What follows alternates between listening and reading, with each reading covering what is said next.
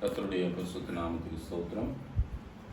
கூடி வந்த யாவருக்கும் தேவன் நாமத்தில் உங்களை வாழ்த்துகிறேன். அதே நேரத்தில் நம்ம வாரந்தோறும் வெள்ளிக்கிழமை தோறும் பார்த்து கொண்டு வருகிற பகுதியில் இன்னைக்கு லூக்கா பகுதி வாசித்தோம். 18ஆம் அதிகாரம் 10ஆம் வசனத்திலிருந்து நம்ம இங்கே படிக்கும்போது நமக்கு 2 பேர் ஜெபிக்கிறதுக்கு தேவாலயத்துக்கு இல்லைங்களா, அந்த வாசிக்கலாம் பாருங்க. தேவாலயத்துக்கு தான் பாருங்க. 2 மனுஷர் ஜெபம் பண்ணும்படி தேவாலயத்துக்கு போனார்கள். 2 பேர் ஜெபத்துக்கு என்ன பண்ணியிருக்காங்க? தேவாலயத்துக்கு போயிருக்கிறாங்க. ஒருவன் வந்து பரிசேயன், மற்றவன் ஆயக்காரன். இந்த 2 பேருதான குணங்களை குறித்து நம்ம இன்னைக்கு பார்க்க போகிறோம். ஏன் அப்படின்னு பார்க்கும்போது நம்ம எப்பவுமே நம்ம ஜெபம் பண்றோம், எல்லாரும் ஜெபம் பண்றோம் இல்லைங்களா. தேவன் அந்த ஜெபத்தை எல்லாரும் ஜெபத்தை கேட்குறது இவனல்ல அப்படின்றது ஒரு வார்த்தை அங்கே வருது, அங்கே பிரித்து எடுக்கிறார். அதுதான் ரொம்ப முக்கியமாக நமக்கு காணப்படுகிறது. அதே நேரத்தில் நம்ம ஜெபிக்கிறோம். நம்ம தாவீது கூட நான் அதிகமாக ஜெபம் பண்ணியிருக்கிறாரு, சாலோமோன் ஜெபம் பண்ணியிருக்கிறாரு, தானியேல் ஜெபம் பண்ணியிருக்கிறார், அதே நேரத்தில் ஆபிரகாம் ஜெபம் பண்ணியிருக்கிறாரு. இப்படி சொல்லி கொண்டு போகும்போது இயேசு கிறிஸ்து கூட நமக்கு என்ன பண்ணியிருக்கிறார்? நான் ஜெபம் பண்ணியிருக்கிறார். எப்பவுமே அப்போ நமக்கு கூட ஜெபம் பண்ண வேண்டியது நம்மளுடைய கடமை. ஏன்னா தேவன் சமூகத்துல நம்ம ஒவ்வொருத்தரும் தேவன் சமூகத்துல நம்ம எப்பவுமே ஜெபிக்கணும் அப்படின்னு பார்க்கும்போது அங்க இடவிடாம நீங்க ஜெபம் பண்ணுங்கன்றது நம்ம 1 தெசலோனிக்கேயர் 5ஆம் அதிகாரத்துல கடந்த வாரத்துக்கு முன்பாக நம்ம பார்த்துட்டோம். அதே மாதிரி இன்னைக்கு தினத்துல பார்க்கும்போது கூட இந்த பகுதியை நம்ம எதுக்காக நம்ம தேர்ந்தெடுக்கிறோம்னா ஜெபம் பண்ணணும் இல்லைங்களா. ஜெபம் பண்ணதுக்கு 2 பேர் வந்தாங்க. அப்போ 2 பேர்ல ஒருத்தன் என்ன சொல்றான் பாருங்க. 2வது அவன் ஆயக்காரனா இல்ல பரிசேயன் என்று நம்ம திட்டமா பார்க்கும்போது அது திரும்ப இன்னொரு வசனத்தை வாசிக்கலாம். 11ஆம் வசனத்தை.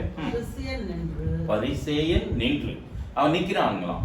எப்போ நீங்க ஜெபம் பண்ணும் போது நீங்க என்ன பண்ணுங்க அப்படின்னா உங்கள் கதவை என்ன பண்ணுங்க, வீட்டு கதவை போய் நீங்க அருகே நீங்க சாத்தி கொண்டு அப்படின்னு நம்ம மத்தேயு 6ஆம் அதிகாரம் 9லிருந்து 13 வரைக்கும் நம்ம பார்க்க முடியும். அப்படியே வாசிச்சே இல்லைங்களா. ஜெபம் பண்ணும்போது நீங்க பண்ண வேண்டிய காரியம், உன் நாமம் பரிசுத்தப்படுவதாக, ராஜ்யம் வருவதாக, உன் சித்தம் பரலோக போல பூமியிலும் செய்யப்படுவதாக என்று இப்படி நம்ம ஜெபிக்கிறதுக்கு இயேசு கிறிஸ்து நமக்கு கற்றுக் கொடுத்த ஜெபம் இல்லைங்களா. அதை தொடர்ந்து நம்ம வாழ்க்கையில ஆகட்டும், அதே நேரத்துல நாம் எப்பவுமே அதை ஜெபிக்கும் போது அது தேவன் நமக்கு கற்றுக் கொடுத்த பிரேயர். நாங்க எப்படி ஜெபம் பண்ணது அப்படின்னு கேட்கறாங்க சீசர். அப்ப சீசர்களுக்கு எல்லாம் கற்றுக் கொடுத்ததான அந்த ஒரு ஜெபத்தை நாம் கூட எப்பவுமே சொல்ல வேண்டியதா இருக்கு. நம்ம ஜெபத்திலும் கடைசி பிரேயர்ல நம்ம அது பண்ணின்னு வரோம். எல்லாரும் உலகத்துல இருக்க எல்லாரும் கூட அது பண்ணது தேவன் கிட்ட அந்த ஜெபம். அதே நேரத்தில் நம்ம தனித்த ஜெபம் கூட இருக்குது. உன் குடும்பத்துக்காக பண்ணு, என் குடும்பத்துக்காக பண்ணு, என் பிள்ளைகளுக்காக பண்ணு. அதே நேரத்தில் சொல்லும் போது நம்ம உத்தியோகத்துக்காக பண்றோம், அதே நேரத்தில் வேலை வாய்ப்புக்காக பண்றோம், இல்லை உடம்பு சரியில்லைன்னா பண்றோம். இப்படி ஒவ்வொரு ஜெபம் நம்ம என்ன பண்றோம்னா தேவன் சமூகத்துல நம்ம எடுக்கிறோம். ஏன் ஜெபம் பண்ணணுமா அப்படின்னு பண்ணணுமா? ஜெபம் பண்ணி ஆகணும். அப்போ தேவனுக்கு எல்லாமே தெரியுமே அப்படின்னு ஒரு வார்த்தைக்கு தேவனுக்கு தெரியாதது ஒன்று இல்லை. நம்ம வேண்டிக் கொள்ள முன்னே தேவன் என்ன பண்ணியிருக்கிறார்? அறிந்திருக்கிறாரு. அதே நேரத்தில் அவர் கொடுக்க வல்லவராக இருக்கிறாருன்றது கூட நமக்கு தெரியும். ஆனாலும் கூட அவரோடு கூட நம்ம ஜெபம் பண்ணோம்னா இங்க 2 பேரே நம்ம பார்க்கும்போது எப்படி ஜெபிக்கிறாங்கன்னா ஒரு இன்னொருத்தன் ஜெபிக்கிறது நம்ம இங்க வாசிக்கலாம் பாருங்க. வாசிக்கலாம்.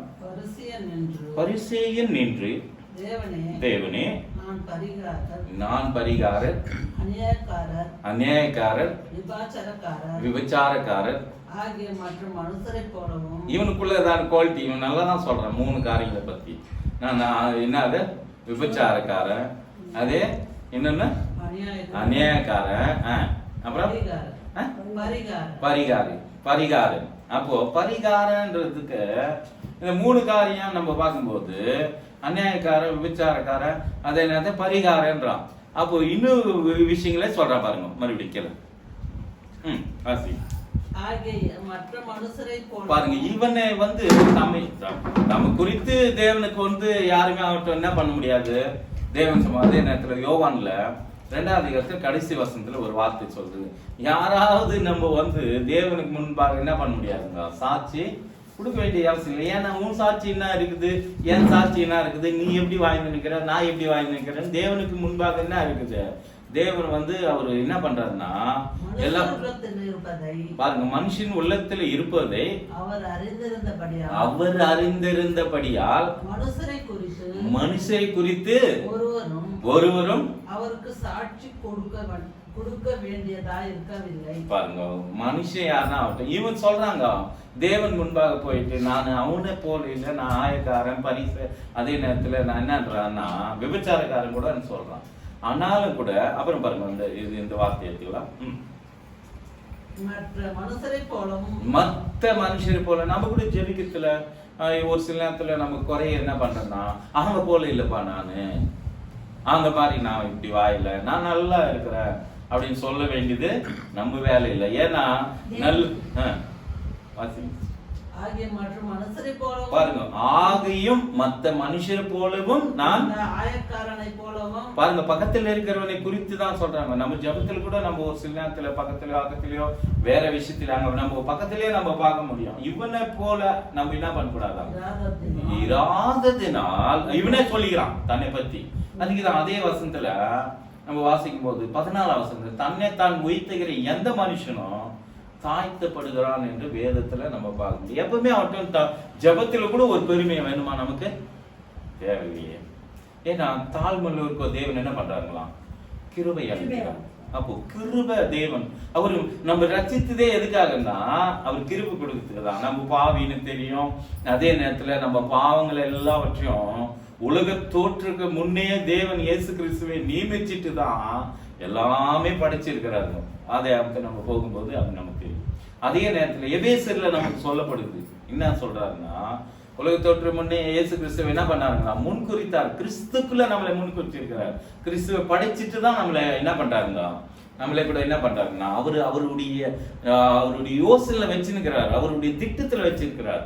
அந்த திட்டத்துல வச்சதுனால தான் நம்மள என்ன பண்றாரு, முன்குறிச்சினால அவரு நம்ம அழைக்கிறார், ரட்சிக்கிறார். அதே நேரத்துல நம்ம இன்னும் ஒரு வார்த்தை நம்ம பார்க்கும்போது இதுல 10 வசனம் ஒன்னா அது 18:10 வாசிங்க பாருங்க. 10 ஒருவரும் கெட்டு போகாம இருக்குது அந்த வசனம் பாருங்க. அது இருக்கு, இதை பாருங்க. அதுல ஒருவரும் கெட்டு போகாம இருக்கும்படி தேவன் மனுஷகுமாரன் ரட்சிக்க வந்தார் ஒரு வார்த்தைக்கு பாருங்க. அதிலே பாருங்க, அதிலே வேற எழுந்து போனதை தேடவும். அது எத்தனை அது 19 19:10 பாருங்க. சரி, 19:10 எழுந்து போனதை தேடவும் ரட்சிக்கவுமே மனுஷகுமாரன் வந்திருக்கிறார். பாருங்க, இந்த மனுஷகுமார் வந்த வேலையே என்னன்னா இழந்ததுன்னா எதுவுமே நம்ம எல்லாரும் இழந்துட்டோம். அப்ப எல்லாரும் பாவம் செய்து தேவனுடைய மகிமை என்ன பண்ணிட்டோம், இழந்து போயிட்டோம். அப்ப நமக்கு தேவன் அந்த அந்த கொடுத்து முதல்ல மனுஷன் என்ன பண்ணான்னா தேவன் சமூகத்தை கீழ்ப்படியாதனால தேவனுடைய அந்த அந்த ஏதேன் தோட்டத்திலிருந்து புறக்கணிக்கப்பட்டான். அதே நேரத்தில் வெளியே வந்துட்டான். தப்பு செய்யாம இருந்தா அந்த அந்த இருக்கிறதான அந்த ஏதேன் தோட்டத்திலே தேவன் வச்சிருப்பாரு. ஆனா தப்பு செய்வான்னு தேவனுக்கு தெரிஞ்சனால என்ன பண்றாருன்னா இங்க ரட்சிக்கவே மனுஷகுமாரன் என்ன பண்ணாராம், இழந்ததை தேடவும் ரட்சிக்கவும் மனுஷகுமாரனே இவ்வுலகத்துக்கு அனுப்பினாருங்களா? மனுஷகுமாரன் வந்திருக்கிறாரு. ஏன்னா அவருதான் வந்தாருங்க, அவரு முன்ன தீர்மானத்தின்படியே வந்திருக்கிறாருன்னு சொல்றாரு. இதோ உன் சித்தத்தை செய்ய நான் என்ன பண்றேன், வருகிறேன் அப்படின்னு அவர் என்ன பண்றாருன்னா அது எபிரேயர் புத்தகத்துல கூட நமக்கு சொல்லப்படுகிறது. அதே நேரத்துல பார்க்கும்போது நம்ம எல்லாவற்றையும் தேவன் என்ன பண்றதுனா இவரு ஜெபம் பண்றது தான் நம்ம யோசிக்க வேண்டியதாக இது. திரும்ப வாசிக்கலாம். இந்த லூக்கா 18வது அதிகாரத்துல விட்டுத்திலிருந்து படிங்க. வாரத்தில் 2 தரம் பாருங்க. இது தேவையா கேட்டாங்களா யாருன்னா அப்படின்னு பார்த்தா இவங்க பெருமை, ஜபத்துல ஒரு பெருமை. என்னங்க நமக்கு பெருமை, தேவன் நம்ம ரட்சித்திருக்கிறார், ஈவா ரட்சித்திருக்கிறார், அவர் இலவசமா கொடுத்திருக்கிறாரு. அதுக்கு நான் வாரத்தில் 2 நாள் ஜபக்கிறேன். யாரா சொல்லுவாங்க, யாரா கேட்கும்போது அதுக்குதான் நீங்க ஜபம் பண்ணும் போது எப்படி இருக்குமா, நம்ம ஜபம் வீணான வார்த்தைகளை நம்ம என்ன பண்ணது ஜபத்துல அலம்ப கூடாதுன்னு கேட்குங்க. மத்திய 6வது அதிகாரத்துல பாருங்க, வாசிக்கலாம். அதே மத்திய 6ல நீங்க ஜபம் பண்ணும்போது பாருங்க 6 அந்நியரை போல நீங்க என்ன பண்ணாதீங்க, மாயக்காரரை போல. மாயக்காரர் போல. தெலுங்குல அந்நியர்னு இருக்கும், தமிழ்ல வந்து மாயக்கார். ஓகே, படிங்க. 6. ஆகியா நீயோ ஜெபம் பண்ணும்போது உன் அறை வீட்டுக்குள் ஓகே, அப்புறம் பிரவேசித்து உன் கதவை பூட்டி அந்தரங்கத்தில் இருக்கிற பாருங்க, அந்தரங்கத்தில் இருக்கிற உன் பிதாவை நோக்கி ஜெபம் பண்ணு. நம்ம அந்தரங்கத்தில் இருக்கிற பிதாவே, அப்போ நம்ம அந்தரங்கத்துல எங்க இருக்கிறாருன்னா நம்ம உள்ளத்திலே தேவன் இருக்கிறார். நம்ம ஜெபம் பண்ணும்போது எதை மூடணும்னா, நம்ம வீணான சிந்தையை நம்ம என்ன பண்ணக்கூடாது, அந்த நேரத்துல கொண்டு வராம யாருக்கு யார் இல்லாம பாருங்க. கீழே அப்புறம் 5ஆம் வசனம். பாருங்க, அன்றியும் நீ ஜெபம் பண்ணும்போது மாயக்காரரை போல பாருங்க. கரெக்ட் பிரதர், போல இருக்க வேண்டாம். தெலுங்குல என்ன இருக்குது பாருங்க, వేషధారులా. பாருங்க, படிங்க సిస్టర్. அப்படியே మరి మీరు ప్రార్థన చేయనప్పుడు వేషధార వలె ఉండవద్దు, మనుషులకు కనబడలేని వారికి సమాజం మందిరములోను వీధిలోను మూలలోను నిలిచి ప్రార్థన చేయుట వారికి பாருங்க. அவங்களுக்கு ஜெபம் பண்ணனா சந்தைகளிலும் ஆக மொத்தத்துல வீதிகளிலும் அதே நேரத்துல அவங்களுக்கு ஜெபம் பண்ணணும்னு இப்படிப்பட்ட ஆசை. தமிழ்ல என்ன இருக்கு, மனுஷர் காணப்படியாது, மனுஷன் காணப்படி. மனுஷன் காணப்படுகிறதான ஜெபம் என்ன பண்ணக்கூடாது. இவர் பண்றது எப்படியாப்பட்ட ஜெபம், அந்த 18ஆம் அதிகாரத்துல பார்க்கும்போது இவர் நான் வாரத்துல எத்தனை நாள் இருக்கிறேன் உபவாசம், 2 நாள் இருக்கிறேன்னு தேவனுக்கு சொன்னாதான் தெரியுமா? தேவனுக்கு சொன்னமா? அதுக்கு முன்னே நம்ம வாசிச்சிட்டோம் யோவான்ல 2 கடைசி வசனத்துல. ஏன்னா மனுஷன் வந்து அவருக்கு சாட்சி சொல்ல வேண்டியது இல்லை, எது நான் இப்படிக்கிறேன் அப்படிங்கிறான்னு சொல்ல வேண்டிய அவசியமே இல்லை என்றது நம்ம சொல்லப்படுது. மாயக்காரர் போல, மாயக்காரர் தான் என்ன பண்றாங்கன்னா, அது கீழே வசனத்துல வாசிங்க. இதுல மத்தேயுல படிக்கலாம். నీవు ప్రార్థన చేయనప్పుడు నీ గదిలోనికి వెళ్ళి, அது இல்லைங்க, 8ஆம் வசனத்தை வாசிங்க. அன்றியும் நீங்கள் அவர்களைப் போல நீங்களும் செய்யாத கிணமா. நம்ம கூட ஒரு டிஃபரன்ஸ், ஜெபத்துல ஒரு டிஃபரன்ஸ். நம்ம என்ன எதையுமே தாம் தாய்த்துக்கிறது தான் தேவன் விரும்புறாரு. அதே நேரத்துல ஜெபத்துல பெருமை வேணுமா? நம்ம அப்படி பண்ணணும் இப்படி பண்ணணும், நம்ம வாயில தான் நம்ம பெருமையா பேசிக்கிறோம். எல்லாம் பெருமையில் இருக்க தேவன் எப்படிங்கிறாருங்களா, எதிர்த்து நிற்கிறார். தாழ்மையில் இருக்க அவர் என்ன பண்றாராம், கிருபை அளிக்கிறார். அப்போ அந்த பெருமையின் வார்த்தைகளை நம்ம என்ன பண்ணக்கூடாது, நம்ம வாயில். அதுதான் இதயத்துக்கோ நீங்க என்ன பண்றீங்க, தேவனுக்கு உங்க வாயில உதடல மட்டும் நீங்க என்ன பண்றீங்க. மார்க்கில் நம்ம வாசிக்க முடியும், 7ஆம் அதிகாரம் 6ஆம் வசனத்துல, இல்லை 6:7 நம்ம பார்க்க முடியும். அப்படி சொல்றாரு. என்ன சொல்லுவோம், வாசிச்சுலாம் பாருங்க. மார்க்கு 6:7 இல்லை 7:6 பாருங்க, வாசிக்கும். நீங்கள்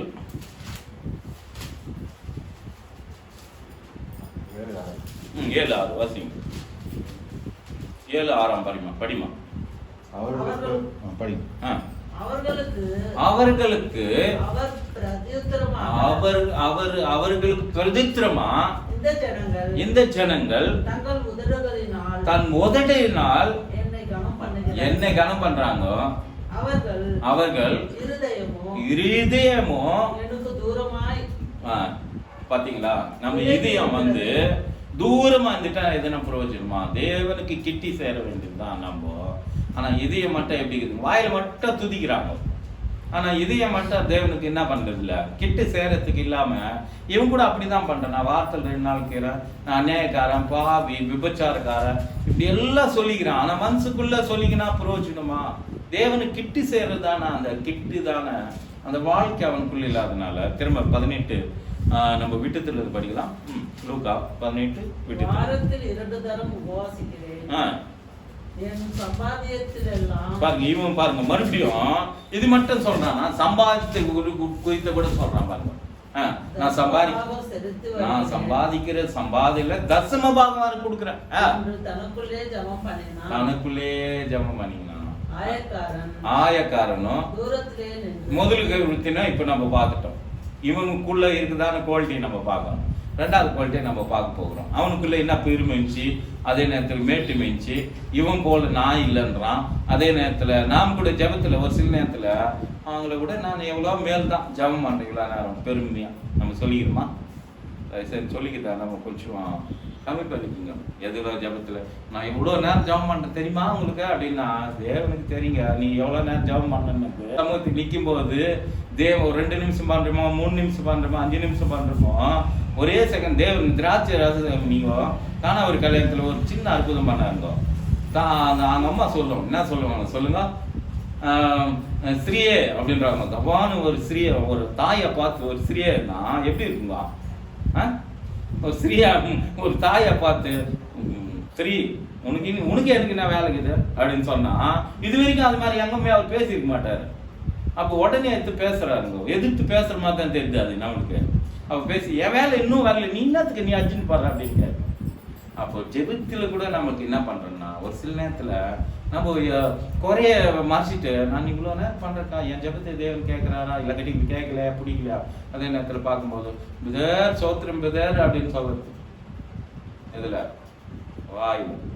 ஆனா உள்ளத்துல என்ன இவர் வந்து என்ன இவருக்கு நான் வந்துட்டுனா சொல்லி ஆகணும். அதுக்குதான் ரோமர்ல சொல்லுவாருங்க, நீங்கள் கனம் பணத்துல முந்தி கொள்ளுங்க. ஆனா யாருக்கு நம்ம கனம் செலுத்துறோம்? தேவனுக்கு. எதுவுமே சோத்திர பலி இடுகிறவன் தேவனை கனப்படுத்துகிறான் இல்லைங்களா?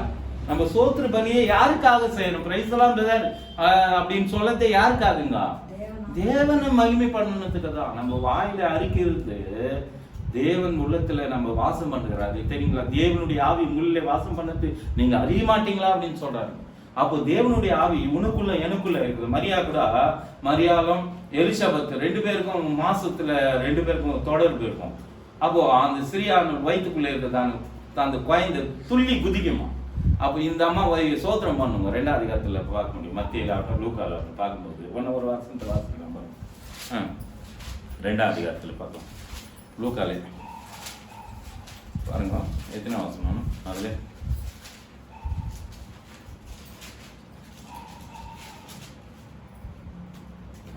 45 வசனம் பாருங்க.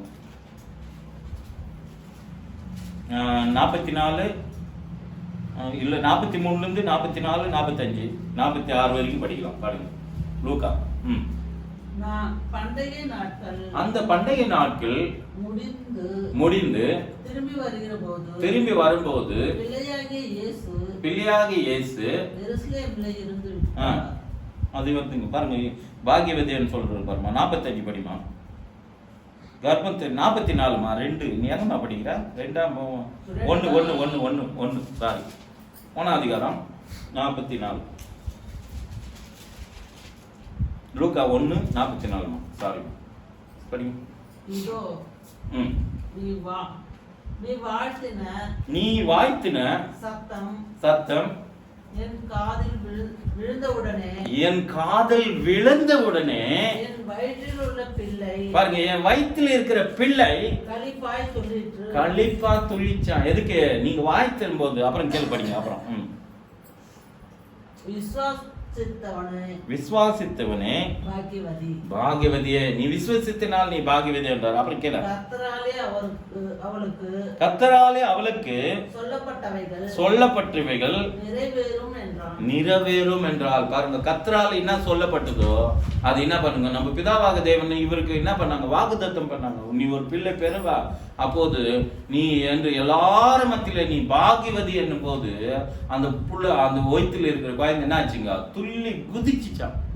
பாருங்க, நம்ம சோத்திர பலி செலுத்தும் போது நம்ம என்னது சங்கீதத்துல படிக்கும்போது 55ஆம் சங்கீதத்துல கடைசி வசனம், சோத்திர பலி இடுகிறவன் யாரை மகிமைப்படுத்துறான்?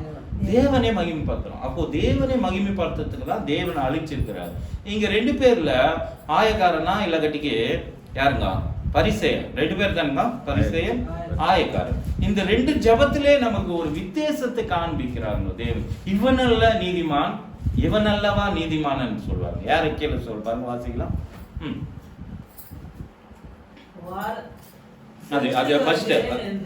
அது படிச்சுட்டீங்க. அப்புறம் தனக்குள்ளே நினைச்சிங்கன்னு ஜெபம் பண்ணானா. அப்புறம் தன் மார்பிலே அடித்துக்கொண்டு பாருங்க, தன் மார்பிலே அடித்துக்கொண்டு தேவனே பாவியாகி என் மேல் கிருபையாயிரும். பாருங்க, பாவியா என் மேல் கிருபையாயிரும். தேவன் என்ன பண்றான்னா, அவரும் கீழ் படிக்குமா என்றான். அவன் அல்ல இவனே நீதிமானாக்கிறான். இவன் மார்பில் வச்சுக்கின்னு கண்ணுக்கு மேல எடுத்து பார்க்கறது கூட அவனுக்கு என்ன பலன் இல்லைன்றான். நான் அப்படி கூட என்னால் செய்ய முடியாதுன்னு. இது யார் பண்ணாங்கன்னு யோசிச்சா யார் பண்ணிக்கிறாங்க? கரெக்டா நம்ம யோசனை பண்ணி சொல்ல முடியுமா? யார் பண்ணிக்கிறது? இவன் ஜபம் பண்றான். என்னன்னு, நான் முன்னே நேரில் கூட எனக்கு கண் எடுத்து கூட பார்க்கறதுக்கு முடியாது அப்படின்ட்டு என்ன பண்றான்னா ஜபம் பண்றான். அதே மாதிரி இன்னும் 2 பேர் ஜபம் பண்றாங்க. யார் பண்ணிக்கிறாங்க சொல்லுங்க, யோசனை பண்ணி. யார் பண்ணிக்கிறாங்க? வரலீங்களா யோசனை? ஆதியாகத்தில் புது ஏற்பாடுலயே 2 பேர் சிலுவையில் மறைக்கிறதுக்கு முன்னா 2 திறனுங்க பண்ணாங்க. ஏன் வரமாட்டேங்குது எப்படி? அப்போ 2 பேரு தானே அங்க கூட ஒரு இந்த பக்கம் ஒரு கல்ல, அந்த பக்கம் ஒரு கல்ல, மத்தியில இயேசு கிறிஸ்து தொங்கி நிற்கிறாரு. தொங்கி நிற்கும்போது ஒருத்தன் ஜபம் பண்றான். என்ன ஜபம் பண்றாங்க? ஜபம் பண்றானா இல்ல கட்டிக்க, நீ நீதிமான தேவனா இருந்தா நீ ரட்சித்துக் கொள்ள, திரும்ப என்ன பண்ண காப்பாற்று. இன்னொருத்தன் சொல்றான் பக்கத்துல, இன்னொருத்தன் அவன் என்னன்றான், இன்னும் அவன் பண்ற பிரேயர் என்ன, நாமோ நியாயப்படியே தண்டிக்கப்பட்டது நியாயம்தான். இவன் ஒண்ணுமே பண்ணாதவர் இவர் இவர் அநியாயமாக்குறாரு. நீ இப்ப கூட தேவனுக்கு என்ன பண்ண மாட்டா, பயப்பட மாட்டியான்னு கேட்டு ராஜ்யத்துல வரும்போது எனக்கு கொஞ்சம் நினைச்சு பாப்பி. யார் ஜபம் கேட்டப்பட்டது? உடனே சொல்றாருங்க இயேசு கிறிஸ்து அந்த சிலுவையில இருந்து. அதுக்கு என்ன சொல்றாங்கன்னா எல்லாரும் உடனே ரட்சிப்பு. எத்தனை நாள் வாழ்ந்தான், எத்தனை நாள் இருந்தான், மறிக்கு தருவானத்துல என்ன பண்ணிட்டாங்க, ரட்சிப்பே பெற்றான்னு சொல்றாங்க. பரதேசி என்று நம்ம பார்க்கும்போது எங்க இருக்குதுங்க அந்த பரதேசி? பரதேசின்னா என்னங்க, பரலோகமா? பரலோகமா இல்ல. பரதேசின்னா என்னங்க, பூமியில ஒரு இடம். பரதேசினா ஒரு பார்க், அவ்வளவுதான். அது தேவன் என்ன பண்ண போறாரு, எல்லாரும் கிறிஸ்துக்குள் மரித்துங்களை ஒரு நாள் என்ன பண்ண போறாரு, முதல்ல இருக்கிறவங்க முதல்ல மறிச்சாங்க, திரும்ப நம்ம உயிரோடு இருக்கிறோம் நம்ம எல்லாரும் இல்லைங்களா? இருக்கும்போது தேவன் என்ன பண்ணுவாரு, வரும்போது அவரு ஆங்காங்க வரிசையில நம்ம 1 கொரிந்தியர் 15 அதிகாரத்துல பார்க்கும்போது என்ன பண்ணுவாரு, ஒரு நிமிட மாத்திலே தேவன் என்ன பண்ணுவாரு, எல்லாருமே எழுப்பு போறாங்க. எந்த சரீரம் இருக்கிறாங்களோ, எங்க மறிச்சாங்களோ, இல்ல நீ தண்ணியில மறிச்சா இல்ல எல்லாரும் சாம்பல எங்க இருக்கிறான், பூமி துளியில தூங்கி நிற்கிறாங்கன்னு வேதம் பதித்துல நமக்கு சொல்லப்படுது. எல்லாருமே எப்படிப்பட்ட மனுஷங்க எங்க இருக்கிறாங்க, பூமியில மண்ணுக்கு மண்ணா இருக்கிறாங்க. இந்த செவரில் கூட ரொம்ப பேர் மண்ணா இருக்கிறவங்களுக்கு ஒரு சிலர் நம்ம பாதிக்கிறோம். ஆனா மண்ணு என்னது மணல போய் எங்க இருக்குதுங்க, நம்ம ஆத்துல இருந்து எடுத்துன்னு வந்து நம்ம வீடை கட்டிக்கிறோம். ஆனா இருக்காதுன்னு நம்ம அதுக்கே கூட ஒரு சில நேரத்துல பயப்படுறோமே. சுடுகாட்டுல தினத்துல ஒரு வீடியோ பாக்குறாங்க, 24 மணி நேரம் அங்கேயே இருந்து சோறு வச்சு அங்கேயே சாப்பிட்றாங்க. ஏன்னா ஏதோ ஒரு சத்தமாட்டா கேக்குது, எனக்கு பயமே இல்லை அப்படின்னு சொல்றாங்க. அப்ப பார்த்தோம்னா எதுவுமே மனுஷன் பயப்படுறது இல்லைங்க இப்போ பார்க்கும்போது இல்லைங்களா? நம்ம தான் என்ன பண்றோம், நம்ம நகையில பார்த்தாவே நம்மளுக்கு பயமாக்குது ஒரு சில இல்லைங்களா? பாத்ரூமுக்குள்ள நின்று நிற்பாங்களா, என்னது நம்ம பாத்ரூமுக்கு நம்ம போனோம்னா கூட நம்ம என்ன பண்றோம், பயப்படுறோமே. அப்ப பார்த்தா அந்த 2 பேர்ல என்ன பண்றாங்கன்னா, அவன் கேட்கறாங்க, நீ உண்மையான தேவகுமாரன் நான் விசுவசிக்கிறாயா, நீ உங்க ராஜ்யத்துல வரும்போது என்ன பண்ற நினைச்சு ஞாபகப்படுத்திடு. அதனால உங்க அப்பயே உடனே சொல்றாருங்க, அவர் வாக்கு சொன்னவர் மாறாதவர் ஆக்கிறாருங்க. இது வரைக்கும் மாற மாட்டாரு, இப்போ இல்லை எப்பவுமே மாற மாட்டாரு. ஏன் தேவன் அவர் சொன்னதுபடி செய்யறாரு. அதே நேரத்துல பரலோகத்துக்கு யாரு தான் போக முடியும்னா, அவரால் அழைக்கப்பட்டவங்க தவறுனா, அவரால் தெரிந்து கொள்ளப்பட்டவங்க தவறுனா, எல்லாரும் மனசு மாறணும்னு தான் அவருடைய ஆசை. எல்லாரும் பூமியில இருந்து எந்த மனுஷனும் கெட்டு போவது அவருடைய விருப்பமே இல்லை இல்லைங்களா? ஆனால் கெட்டு போறதுக்கு ஒரு சிலர் இருக்கிறாங்க, அதை கடைசியில தேவன் பார்த்துக்குவார். அது அவர் கையிலுக்கு இது இல்லைங்களா? யாருக்கு நியாயம் நீதி பண்ணி என்ன பண்ண ஜட்ஜ்மெண்ட் பண்ணி அதுக்கு வேண்டின்றது தேவன் நிச்சயமா அவருடைய சமூகத்துல. அதே நேரத்தில் நம்ம போன வார்த்தை கூட பார்த்தோம், நாம எல்லாம் யாரு இருக்கிறோம், 12 கோத்திரத்திலிருந்து தேவனை எடுத்து நம்ம ராஜரீகமா பண்ணி அவருடைய சமூகத்துல நம்ம நிலைநிறுத்து நம்ம யாரு நியாயம் தைக்கிறவங்களா இருக்கிறோம். அந்த கோத்திரத்துல நாம் கூட நியாயம் தைக்கிறவங்களா, தேவன் எப்படி நியாயம் தைக்கிறாரோ அது மாதிரி நம்ம கூட நியாயம் தைக்கிறவங்களா உங்களை நான் வைக்கிறேன்னு சொன்னாங்க. இஸ்ரவேல் ஜனத்துல இருந்து நம்மளை பிரித்து எடுத்த தேவன். அதை நம்ம அந்நியர்களா இருந்தாலும் நம்ம கூட என்ன பண்றாருங்க எடுக்கும்படி சார். அதே நேரத்தில் இன்னொரு வார்த்தை கூட சொல்லப்பட்டிருக்குது, நீங்க தூதர்களே கூட என்ன பண்ணுவீங்க, நியாயத்தை கேட்குங்க வசனம் கேளுங்களா. அப்போ தூதர்களை கூட நம்ம நியாயத்தை, அப்போ தூதரும் கூட பரலோகத்திலிருந்து தொங்கி பார்க்கறாங்களாம். சரிங்களா, உங்களுக்கு ஒரு வருஷம் பேதுல சொல்றது.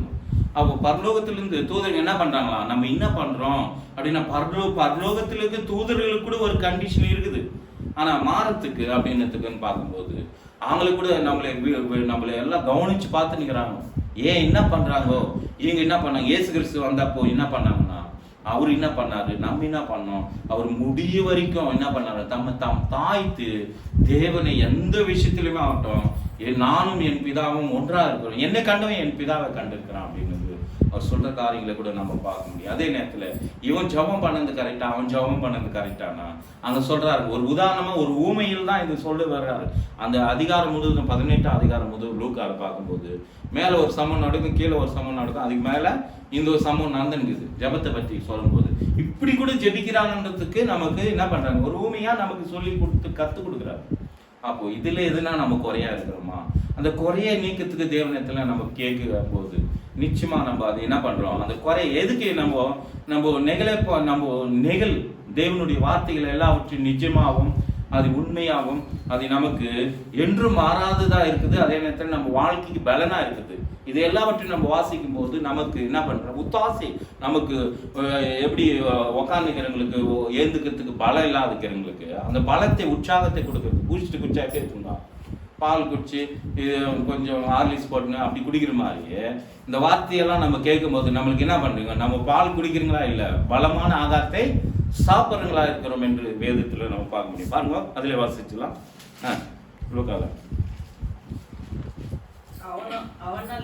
அவனல்ல இவனே நீதிமானா இருக்கு. அப்போ நம்ம எல்லாரும் கூட இன்னும் கூட நீங்க யாருன்னா, நான் இன்னும் பாவி, இன்னும் கூட நம்ம போன வாரத்துல ஒரு பிரதர் வந்தாருங்க நம்ம சபையில்.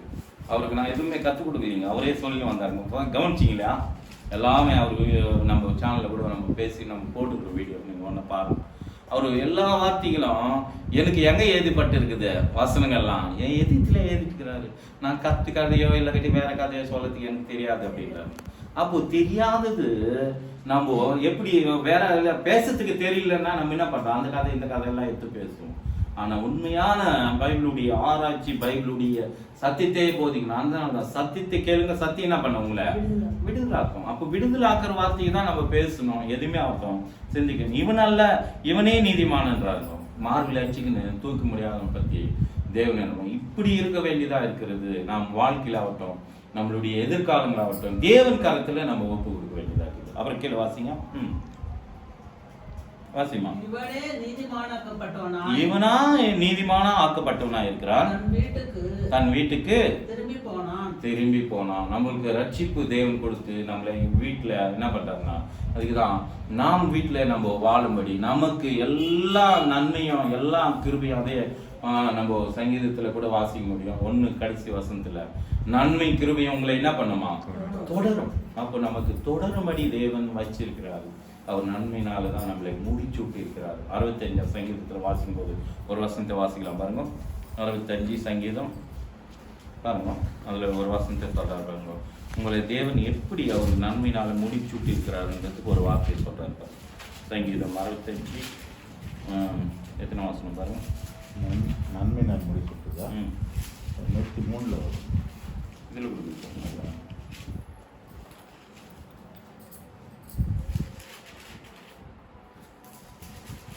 65 இல்லையா?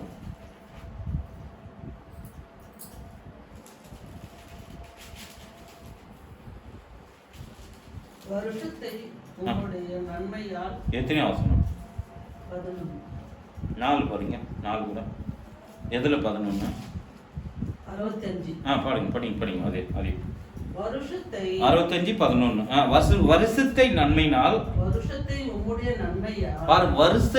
உம்முடைய நன்மையினால். பாருங்க, நம்ம வருஷம் எல்லாம் அவருடைய நன்மையினால் இல்லை, நம் நன்மையினால. நம்ம நல்லது செய்யும் போது, நல்லது சிந்திக்கும் போது அவரோடு கூட நம்ம என்ன பண்றோம்னா, நாம் அவரோடு கூட நம்ம அழைக்கப்பட்டுங்க, நம்ம தெரிந்து கொள்ளப்பட்டுங்க. அதே நேரத்தில் பாருங்க, நம்மை நன்மையினால முடிசூட்டுகிறார். முடிசூட்டுகிறார். உமது பாதைகள் பாருங்க, நம்ம பாதைகள் எல்லாம் நெய்யாய் பொழி செய்கிறார். அப்போ அவரு எந்த நன்மையும் அதே நேரத்துல யாக்கோபுல கூட வரும் இல்லைங்களா?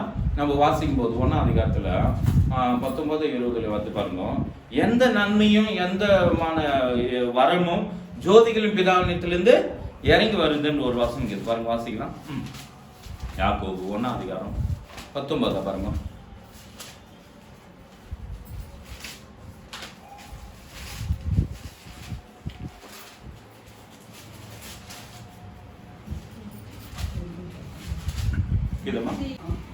படிங்க அது இல்ல. எந்த நன்மையும் எந்த பரிபூர்ணமும் ஜோதிகளின் பிதாவினத்திலிருந்து இறங்கி வருது இல்லைங்களா?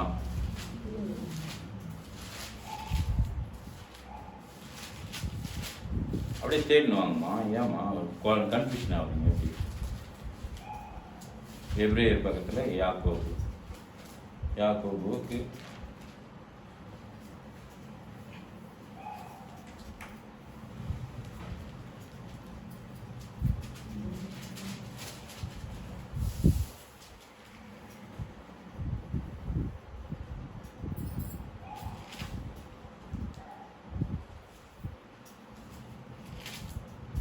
இருபத்தி 5 படிமா.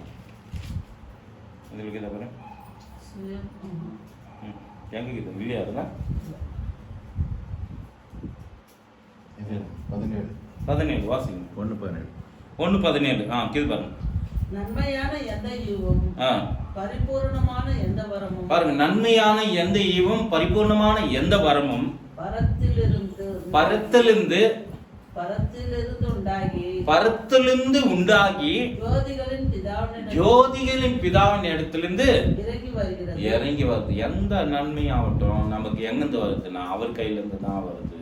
எந்த விஷயத்துக்குமே ஆகட்டும். அதனால தான் ஜபம் பண்ணும்போது நீங்கள் என்ன வேண்டிக் கொள்ளுங்க அதை பெற்றுக்கொள்ளுங்கன்றது நம்பணும். விசுவாசத்தினால் தான் நம்ம விசுவாசிக்கிறவனுக்கு எல்லாம் கூடும். விசுவாசிக்கிறவனுக்கு அவருடைய மகிமை காண முடியும். நீதிமான் விசுவாசத்தினால பிணக்கிறான் என்று வேதம் நமக்கு அருமையா ஆகோப்புல சொல்லுது. அதே நேரத்துல இன்னும் 3 இடத்துல நமக்கு வேதத்துல அதிகமா நமக்கு சொல்லலாம்.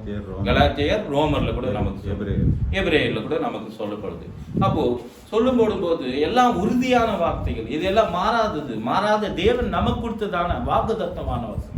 இந்த வாக்குத்தத்தங்களை எல்லாம் வச்சு நம்ம ஜெபிக்கும் போது அது நம்முடைய மாறுது. அதுதான் பாருங்க, எந்த வரமும் ஆட்டும் அங்கிருந்து நமக்கு கிடைக்கிறதா. தெலுங்குல வாசிங்க சிஸ்டர், பார்க்கலாம். శ్రేష్టమైన ప్రతి ఈవును సంపూర్ణమైన ప్రతి వరమును పర సంబంధమైనది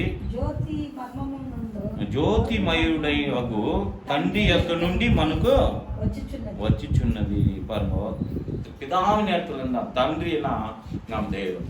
அப்போ அந்த தேவன் இடத்துல இருந்து நமக்கு என்ன பண்றோம்? பெற்றுக்கொள்கிறோம். இவன் அல்ல, இவன் தான் நீதிமான். அப்போ நாம் நீதிமான ஆக்கப்பட்டிருக்கிற நாம அவர் இடத்துல இருந்து நம்ம என்ன பண்றோம்? ஒவ்வொரு நாமும் நம்ம மட்டும் நன்மை பெற்றுக்கலீங்க. நம்மோடு கூட நம்ம இருக்கிறதான எல்லாருக்கும் நன்மை பெறுங்களா, பெற்று கொடுக்குறங்களா நம்ம வச்சிருக்கிறார். கிறிஸ்து ஒன்றியவே அனுப்பிச்சு போயிட்டாருங்களா? அவர் வந்தது எல்லாருக்கும் பிதாவினத்தில் கீர்த்து எல்லாவற்றையும் என்ன பண்ணாருங்க? பங்கிட்டு எல்லாருக்கும் கொடுத்தாருங்க. அவர் வல்லமையை என்ன பண்றாருன்னா, என்னிலிருந்து வல்லமை புறப்பட்டதுன்னா அவருக்குள்ள வல்லமை இருந்ததுன்னா, அவருக்குள்ள வல்லமை இருந்தது.